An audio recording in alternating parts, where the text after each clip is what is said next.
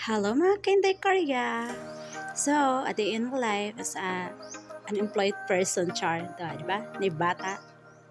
Wala akong manghud guys. Atong buhaton karon is mangguna ta sa atong garden. Di ba? Muna tong garden ito nang gunahan kay grabe nakatag-asa kanang sagbot. Then mo na among kuan kita ng mga okra. Wala ko ka video nga kanang kita nang nabito na kay tubo na mga daan charot lang tao. Si papa ug mama nang nagtanong ana. Ang ako is nang limpyo lang ko anak naghanap kay sagbot mga inday. So to tuwa-tuwa char.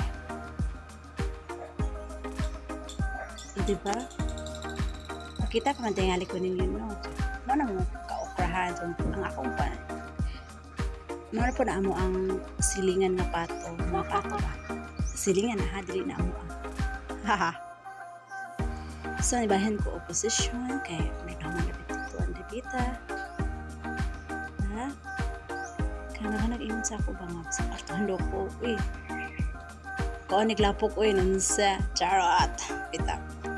Nga nakadahaan ng sagbot anong dapitan mo kay nagulan-ulan baya. Tagsa kayong init kay syempre na baya low pressure area. Char. Pak. Sagbot pudra. Charot.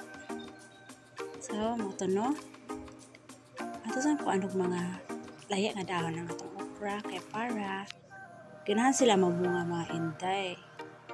Nga na baya na dapat yun tarungan din mo og hinlo pod ang tungod sa okrahan para kuan okay siya.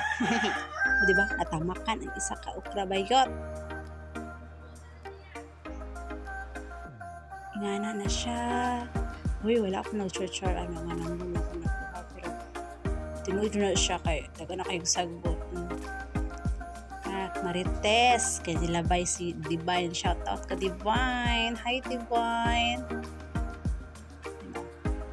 Ingana jud dapat atong outfit o mga gunatan na kay krahan ba na mga inday nga pigino ko manok.